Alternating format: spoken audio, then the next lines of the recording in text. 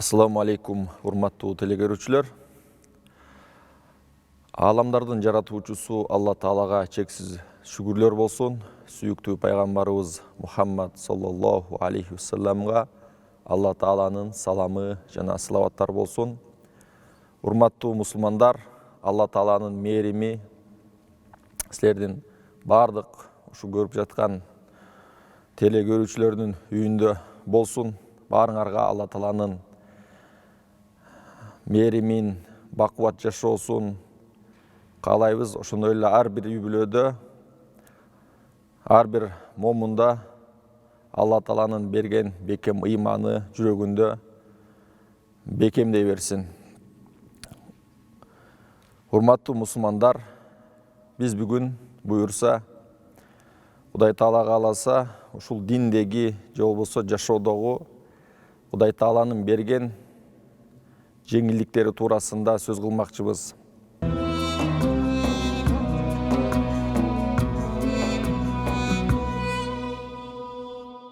Билесиздер, Алла Таала ар бир инсанды жаратканда жөнөкөй эле же болбосо жөн эле жараткан эмес. Сөзсүз түрдө Алла Тааланын ар бир затты жаратууда өзүнүн максаты бар. Алла Таала уйык Кур'ани Каримде мындай деп айтат: Аузу биллахи минеш шайтонир раджим. Афахасибтум аннама халакнакум абаса ва аннакум илейна ла туржаун.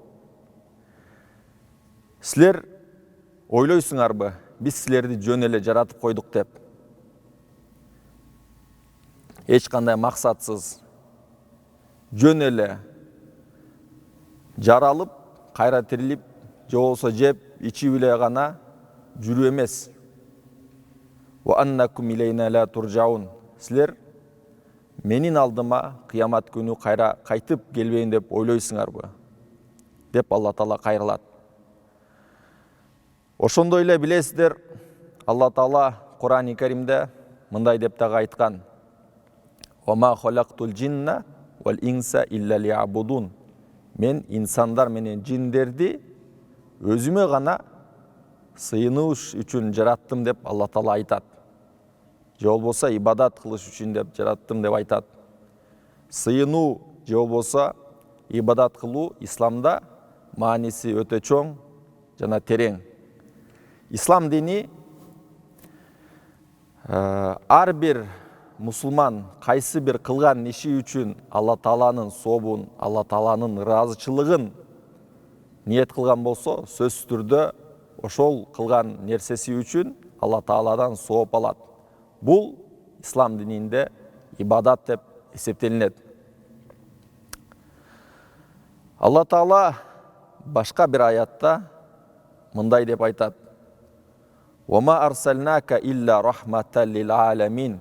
Ошол сүйүктүү пайгамбарыбыз Мухаммад саллаллаху алейхи вассаламды сыпаттаганда, ал пайгамбарыбыз туурасында айтканда: Биз сени, о Мухаммад, дүнүйөгө, бардык ааламга мээрим катарында жөнөттүк. Пайгамбарыбыз мээримдүү, анын дини жеңил, анын дини ислам дини, ырайымдуу жана мээримдүү дин. Билесиздер, пайгамбарыбыз асманга көтөрүлгөндө намаз парз кылынат. Ошондо намаз 50 жолу парз кылынат күнүнө. Ошондо пайгамбарыбыз Муса пайгамбардын кеңеши менен кайрылып жатып, ушул 50 намазды 5 убакыт намазга чүрөт. Бирок ошо Кудай Тааланын мээрими, ырайымы менен ошол 5 убакыт намаз ар бири 10 соопко тете болуп, ар бир намаз ошондо 50 намаздын сообуна жете тургандай болуп парз кылынат. Бул дагы Кудай Тааланын бизге болгон ырайымы жана жеңилдиги. Ошондой эле Алла Таала Хадж сүрөсүндө мындай дейт: Ва ма жа'ала алейкум фид-дини мин харадж. Динде силер үчүн кыйындык болгон жок. Ошондой эле Бакара сүрөсүндө Алла Таала айтат 185-аятында: Юридуллаху бикумул юсра ва ла юриду бикумул уср. Алла Таала силерге жеңилдикти каалайт. Ва ла юриду бикумул усра.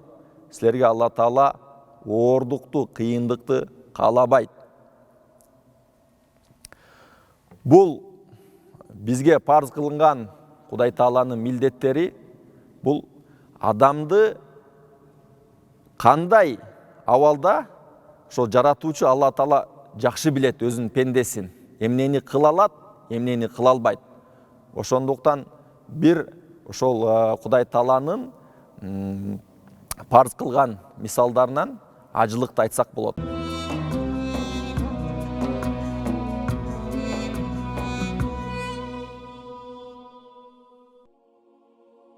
Ислам дининде эң маанилүү ибадаттардын бири ажылык Аллах тарабынан парз кылынган. Ал эми ажылык ибадатын пайгамбарыбыз, ага салам салаваттар болсун, түшүндүрүп кеткен. Аллахтын элчиси ажылыкты кантип өтөөнү менден үйрөнгүлө деген. Ажы сапарына чыгууда эгерде ал адам мусулман болсо, балакатка жетсе, эркин болуу, саламаттыгы бекем жана белгилүү өлчөмдө акча каражаты жетиштүү болсо, анда бул адамга ажылык кылуу парз болуп эсептелет.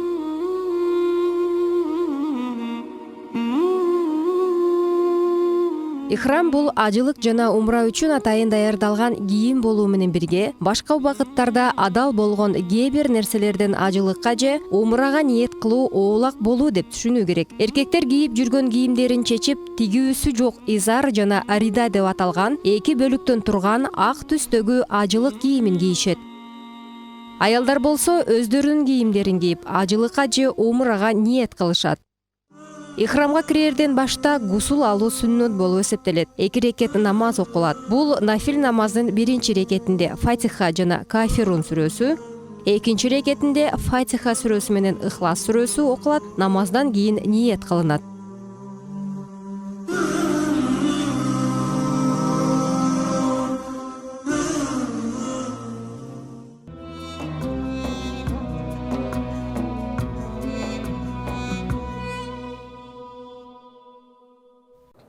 Ажылык дагы парз кылганда мусулмандарга ошо 5 парздын бири болуп ажылык эсептелет. Ошону парз кылганда да Алла Таала манистата илейхи сабила деген, кимдин күчү, кимдин кудурети, кимдин байлыгы жеткен болсо, ошол адамга парз. Ал эми кимдин кудурети, күчү жетпесе, Кудай Таала ал кишиден ал парз туурасында сурабайт. Сен эмне үчүн ажылыкка барган жоксуң деп. Ошондуктан ажылык бул кимдин кудурети жетсе, кимдин байлыгы жетсе, ошол адамга парз.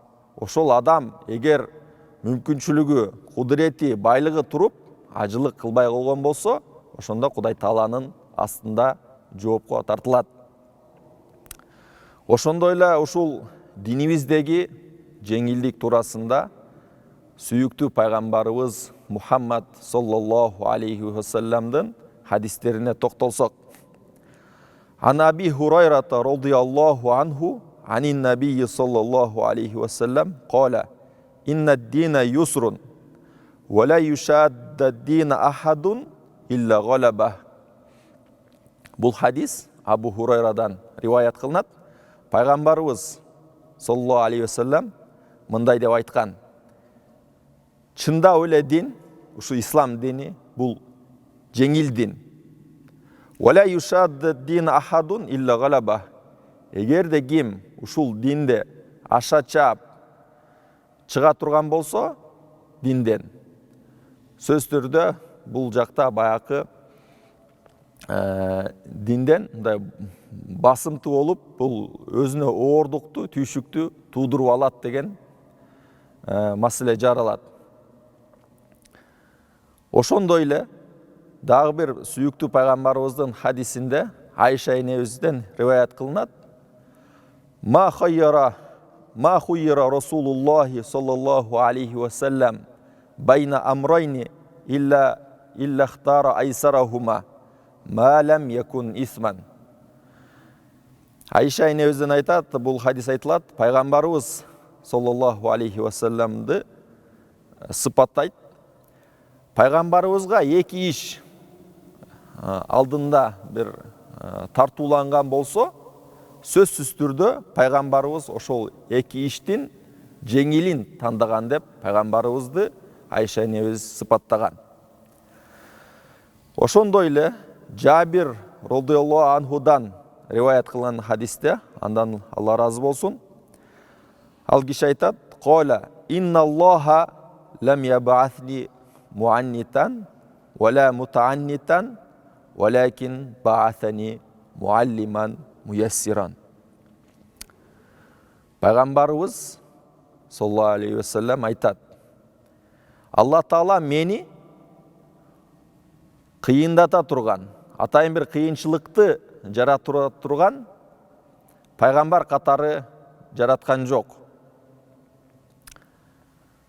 Мени Алла Таала жеңилдикти үйрөтө турган пайгамбар катары жаратты деп өзүн сыпаттаган.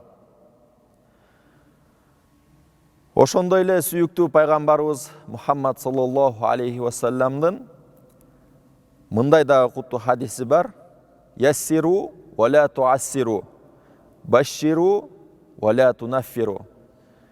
Силер, о мусулмандар, о момундар, силер жеңилдеткиле, оорлоштурбагыла элдерге. Ва башширу, силер сүйүнчүлөгүлө, ва ла тунаффиру, элдерди качырбагыла деген да куттуу хадиси бар. Ошондой эле дагы пайгамбарыбыздын мындай да бир хадиси бар. Ал хадисти Абдулла ибн Масуд риваят кылат. Халакал мутанаттиун, халакал мутанаттиун, халакал мутанаттиун деп сүйүктүү пайгамбарыбыз 3 жолу айткан экен. Бул оордукту, кыйынчылыкты жараткан адамдар, булар кыйрады деп сүйүктүү пайгамбарыбыз 3 жолу кайталаган экен. Ошондой эле сүйүктүү пайгамбарыбыз саллаллаху алейхи вассаламдын мындай деген да куттуу хадиси бар: "Иннама буистум муяссирин, ва лам тубасу муассирин." Албетте силер, о мусулмандар, о момундар, силер жеңилдикти айта турган болуп келдиңер. Силер оордукту, кыйынчылыкты айта турган болуп келген жоксуңар дейт. Ошондой эле дагы пайгамбарыбыздын дагы мындай куттуу хадиси бар: "Инналлаха юхиббу ан ту'та рухасуху кама якраху ан ту'та маасиятуху." Албетте Алла Таала уруксат берген жеңилдиктерди карманууну Алла Таала сүйөт. Ошондой эле Алла Таала күнөөнү кылууну жеккиргөндөй, Алла Тааланын берген уруксатын кылууну дагы Алла Таала сүйөт деген сүйүктүү пайгамбарыбыздын куттуу хадиси бар.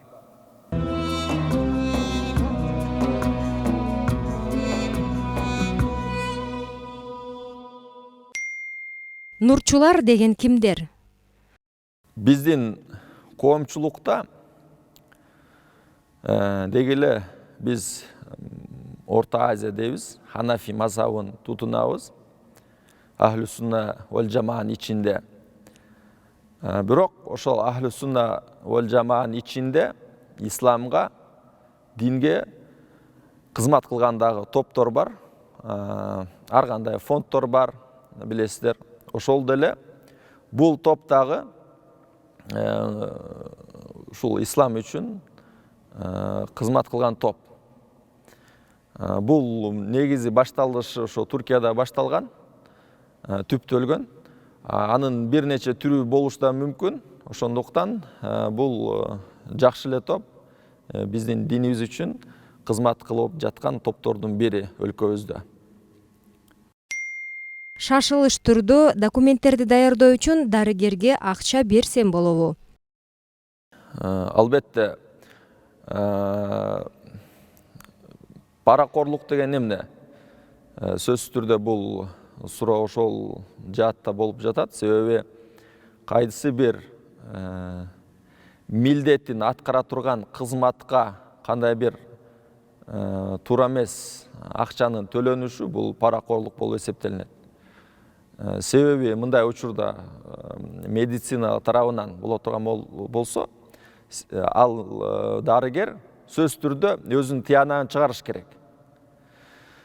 Ошол адамдын ден соолугуна байланыштуу, анын кызматына байланыштуу болушу да ыктымал. Ошондуктан мындай берүүдө туура эмес.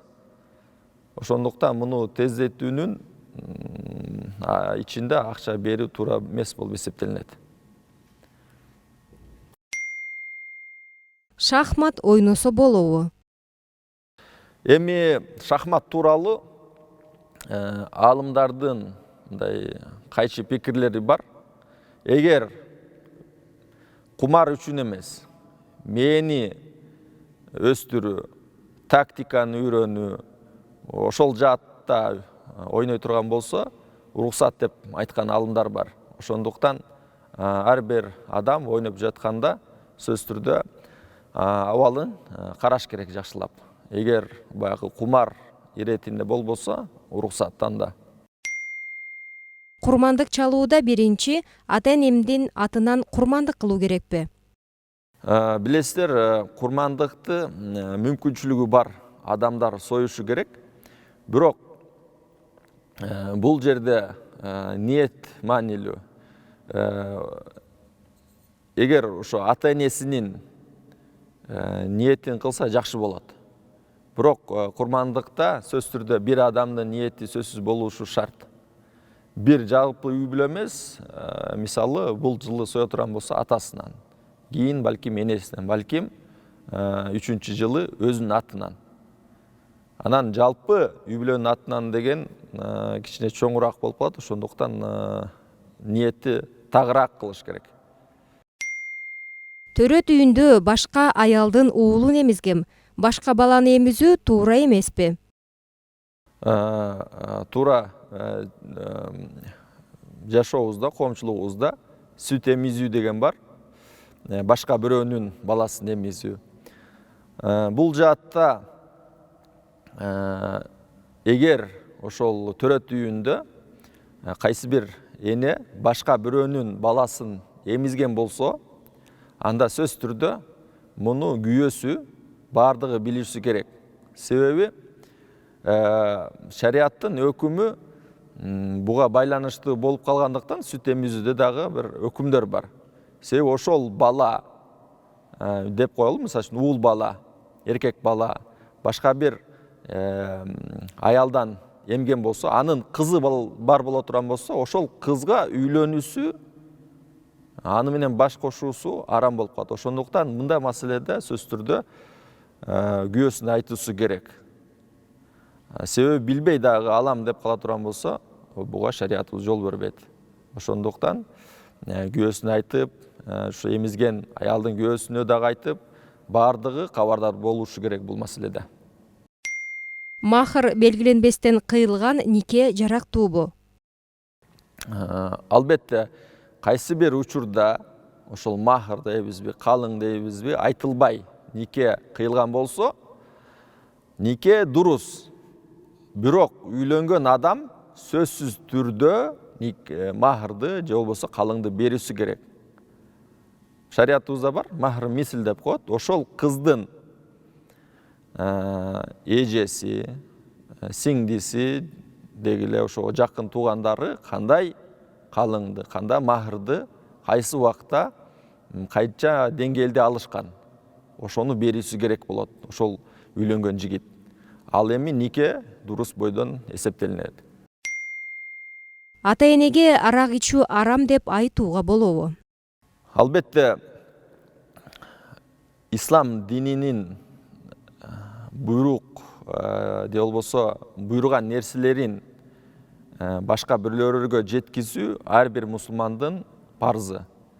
Ошондой эле кайсы нерсени Кудай Таала тыйган болсо, аны дагы башкаларга айтып жеткизүү дагы бул ар бир мусулмандын парзы. Ата-энеге сөзсүз түрдө биз жакшы мамиле кылышыбыз керек. Бирок ошол айта турган сөз дагы даанышмандык менен болушу керек. Бул баягы катуу корс мамиледе же болбосо сөгүнүп сагынуу же болбосо бир нааразычылыкты билдирүү эмес, даанышмандык иретинде ата энеге ошол арактын арам экендиги, зыян экендигин айтып туруу бул милдет. Балдарга дагы, ошол туугандарына дагы. Ошондуктан ар бир айтылчу сөздү карашы керек ар бир мусулман. Кимге айтып атат? Бул курбусуна айтып атабы, досуна айтып атабы, кимге айтат? Ошонун ар биринин абалы бар. Мисалы үчүн элдин көзүнчө дагы айта албашы мүмкүн. Балким элдин көзүнөн алыс кылып, мындай деп түшүндүрүп айтышы керек.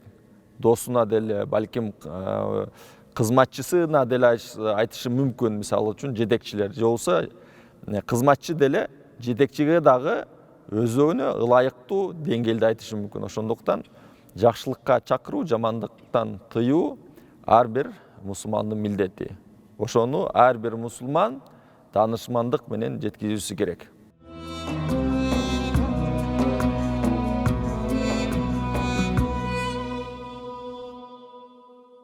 Ошондой эле биз пайгамбарыбыздын учурундагы болуп аткан дагы бир маселелерге токтолсок дагы болот. Анас радhiyallahu анхудан айтылат бул хадис. Дахалан набийю саллаллаху алейхи ва саллям фаиза хаблун мамдудун байна саратайн факала ма хазал хабл қалу хаза хаблун ли Зайнаб фаиза фатарат тааллакат факала набийю саллаллаху алейхи ва саллям ла хуллуху ли юсалли ахадукум нашатаху фаиза фатара фальякуд. Бул хадис Анас радhiyallahu анхудан риваят кылынат.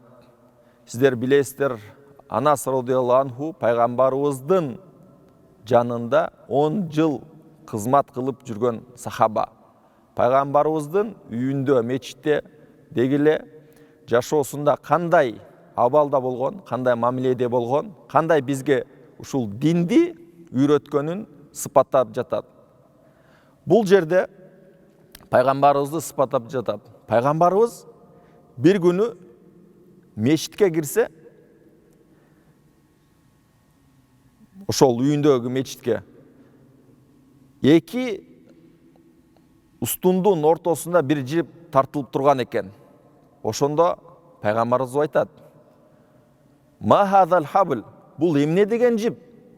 Дегенде үйдөгүлөр айтат: "Хаза хаблун ли Зайнаб фаиза фатарат тааллакат." Бул пайгамбарыбыздын жубайы Зайнаптын жиби дейт.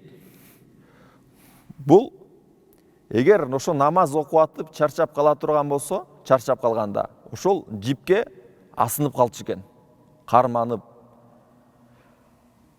Факоля набий саллаллаху алейхи ва саллям ла хуллу. Силер бул жипти чечип салгыла. Силер намазыңарды өзүңөрдүн күчүңөр келип аткан учурда, өзүңөрдүн мындай жакшы абалда болгон учуруңарда, сейрек учуруңарда намазды окугула. Эгер чарчап калган болсоңор, анда отуруп окугула деп пайгамбарыбыз, отургула деп пайгамбарыбыз бул жерде бизге динди үйрөтүп атат. Мындай биз баягы ушул алдыда пайгамбарыбыздын ошол жеңилдик туурасында болгон хадистерине токтолдук. Мунун баарында адам өзү кыйынчылыкты өзү жаратпашы керек. Жеңилдикти Алла Таала көргөзгөн. Ошондой эле сүйүктүү пайгамбарыбыз дагы бул хадисте дагы кандай ибадат кылуунун дагы жолдорун көрсөтүп атат. Ошондой эле дагы бир окуяга токтоло турган болсок, бул дагы окуя Анас бин Маликтен риваят кылынат. Анас бин Малик дагы ошол пайгамбарыбыздын учурунда болгон окуяга токтолуп жатат.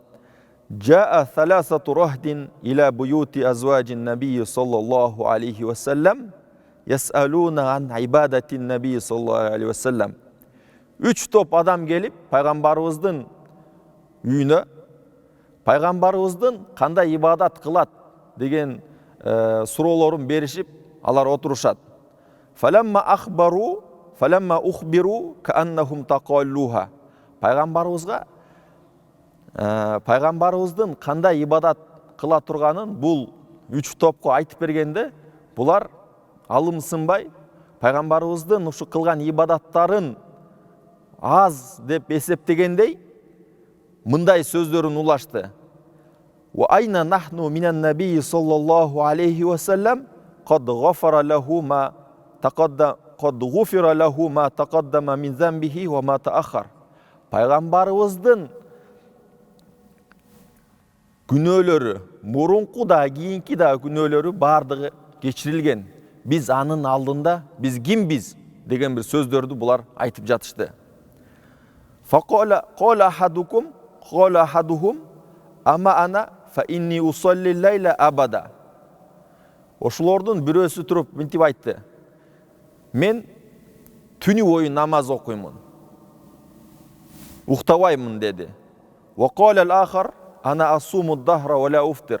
Дагы бирөөсү болсо, мен күндүз бою орозо тутам. Оозумду ачпаймын. Мен тута берем деди бирөө. Улап тута берем деди. Wa qala akhar ana a'tazilu an-nisaa fala atazawwaju abadan. Дагы башка бирөөсү болсо, мен аялдарга таптакыр жолобойм, мен үйлөнбөймүн деди.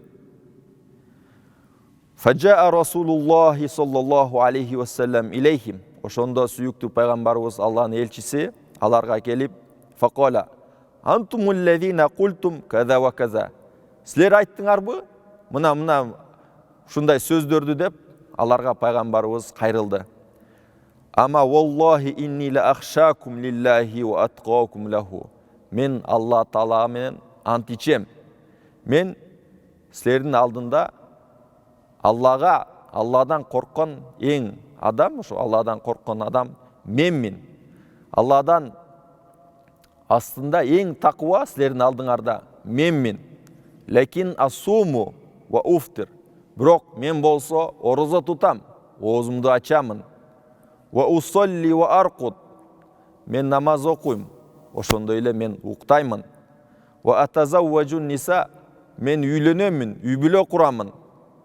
Фаман рагиба ан суннати фалейса минни. Ошондо пайгамбарыбыз айтты, кимде ким менин сүннөтүмдөн, менин жолумдан тоң моюн болсо, моюн сунбаса менин сүннөтүмө, фалейса минни, анда ал менден эмес деп пайгамбарыбыз катуу сөздөрүн айтты. Ошондой эле динибиздеги жеңилдик маселесинде дааратка дагы токтоло турган болсок, билесиздер, дааратта дагы таяммум деген дагы маселе бар. Кургак даарат деп дасак дагы жаңылышпайбыз. Себеби кайсы бир жерге барганда, кайсы бир учурларда, кээ бир талаада суу жок жерде болуп калат адам. Ошол учурларда динибизде кургак даарат деген бар, таяммум деген бар. Ошондо биз динибиз сөз түрдө сен эми суу менен намаз оку деп буйрубайт. Демек суу жокпу, 1-2 километрде же таптакыр суу жок. Ошол жерде биз Кудай Тааланын берген уруксатын карманып, кургак даарат алып, таяммумду алып, намазыбызды окуй беребиз. Ошондой эле намаз туурасында да айта турган болсок, билесиздер, качан сапарга чыкканда 4 рекеттүү парыздар, 2 рекет парыз болот. Бул дагы кандай бир деңгээлде динибиздин уруксаты же жеңилдиги деп дагы атасак болот. Жаңылышпайбыз. Ошондой эле орозо туурасында дагы биз Кудай Тааланын берген жеңилдигин да эсептесек болот. Бул аятты айта окуй турган болсок, "Фаман кана минкум маридон", ау аля сафарин фаиддату мин айямин ухар. Егер кимде-ким ошо орозо учурунда оорукчан болсо, катуу ооруп жаткан болсо, ау аля сафарин же болбосо сапарда болсо, анда аларга башка убакытта орозонун казасын кармаганга уруксат. Бул жерде орозо деп атабыз, оорукчан деп атабыз. Оорукчан болгондо чындап эле ошол адамдын ден соолугуна өтө ошол орозо таасир эте турган болсо, ошондо бул адамдарга уруксат. Кийин баягы сакайганда, айыкканда казасын кармаганга уруксат берилет. Ошондой эле сапарда дедик. Сапарда дагы билесиздер, пайгамбарыбыздын дагы бир хадиси бар. Сапар бул кыйынчылыктын бир тозоктун бир бөлүгү деген да бир хадиси бар. Себеби сапар азыркы учурда учак менен болсун, кандай гана болбосун, сөзсүз түрдө кыйынчылыктар болот. Бул айырмасы жок. Бул Кудай Тааланын уруксаты бардык адамды камтыйт. Ошондуктан сапарда дагы жүргөн адамга дагы кийин кармаса болот орозосун. Ошондой эле орозо туурасында кош бойлуу аялдарга дагы орозо учурунда эгер өзү же баласы бир зыян терте турган болсо, ошо орозодон булар дагы башка убакытта кармаганга уруксат берилет, милдеттүү болот. Ошондой эле бул жерде кош бойлуу жана бала эмизген аялдар дагы бул уруксатка кирип эсептелинет. Ислам динибизде ад-дарурат тубихул махдурат. Ад-дарурат туқаддару биқадариха дегендагы эрежелер бар. Бул эмне деген эрежелер? Качан зарылчылык, муктаждык учурлар момундун абалында пайда болгондо, тыюу салынган иштер, тыюу салынган нерселер, тыюу салынган азыктар уруксат берилет. Буга мисал,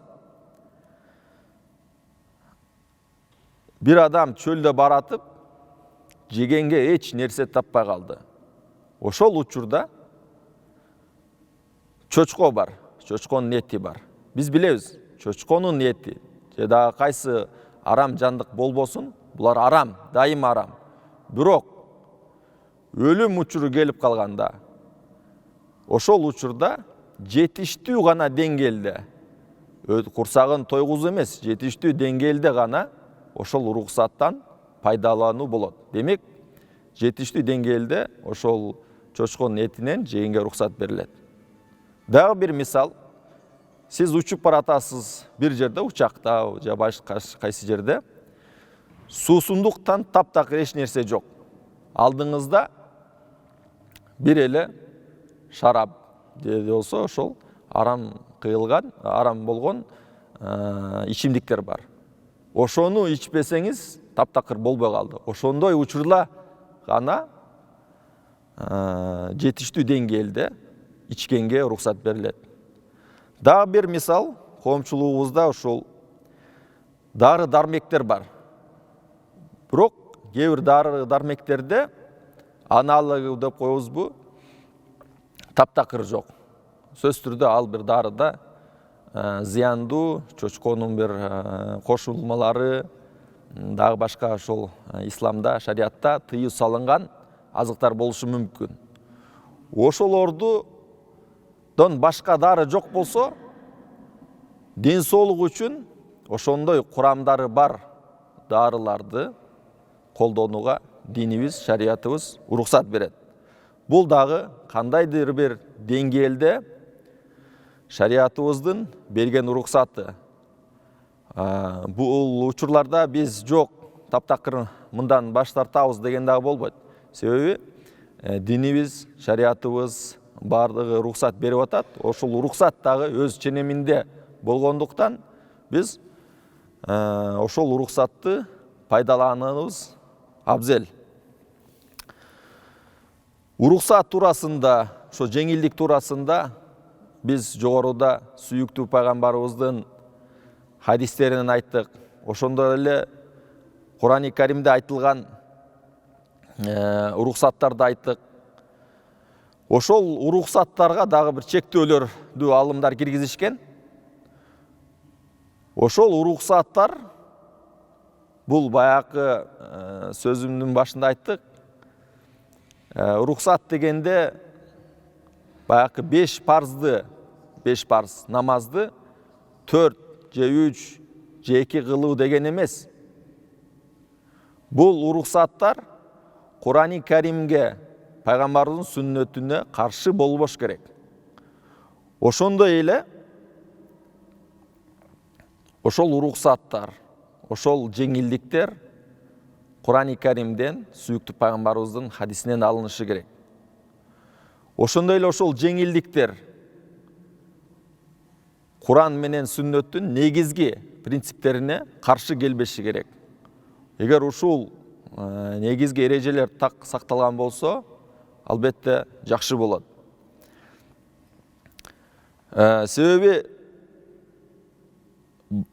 Алла Тааланын Кур'ан-ы Кариминдеги «Ла юкаллифуллаху нафсан илля усаха» деген аятын биз айттык. Алла Таала пенденин колунан келе турган, мүмкүнчүлүгү жете турган гана нерсени парз кылды. Калган башка нерсени парз кылган жок. Ошондуктан урматтуу туугандар, кээде адамда мен кыла албай жатам, мен кыла албаймын, мен күчүм жетпейт дейт. Бул шылтоо, бул нафсинин каалоосу. Ошондуктан урматтуу мусулмандар, келгиле ушул эрикти Кудай Тааладан бекем сурап, ушул эрикке катуу туруп, Кудай Тааланын сүйүктүү пендеси болоюн деп аракет кылалы. Себеби биздин коомчулугубузда ар кандай азгырыктар, ар кандай сыноолор бар. Мунсуз адам болбойт. Бирок келгеле урматтуу мусулмандар, биз тикебизден тик туруп, Кудайдын сүйүктүү пендесинен катарында болууга аракет кылалы. Алла Таала ар бир биздин кылган ишибизге Алла Таала береке берсин. Алла Таала ар бирибиздин үй бүлөбүздө бекем ынтымактуулук, ырашкерлик болсун. Ар бирибиздин ыйманыбыз бакубат, күчтүү болсун. Биз ушунун бардыгын Алла Тааладан тынбай тилеп суранышыбыз керек. Ошону менен эле биргеликте биз башка бир чоң бир күчтүү талап кылбашыбыз керек. Биз колубуздан келишинче бисмилла деп ишти башташыбыз керек. Ошондо биздин ишибиз алдыга көздөй буюрса жылат. Урматтуу мусулмандар, ар бирибиздин үйүбүздө сөз түрдө ислам тарбиясы, ислам таалими болушу керек. Биз кандай бир гана жакшы бир тарбияны, жакшы бир сөздү уксак, сөз түрдө башкаларга дагы жеткизели. Себеби сүйүктүү пайгамбарыбыз айтып атат, айткан «Баллигу анни валау ая». Бир аят болсо дагы силер башкаларга жеткиргиле. Сиз билбейсиз, балким сиздин жарым эле айткан сөзүңүздөн башка бирөөлөргө таасир болуп, ошонун айынан туура жолго барышы мүмкүн. Кандай бир кыйналып жаткан маселесинен чыгышы мүмкүн. Ошондуктан келиңиздер ушул дин үчүн, өлкө үчүн бардыгыбыз жапатырмак аракет кылалы. Ассаламу алейкум ва рахматуллахи таала ва баракатух.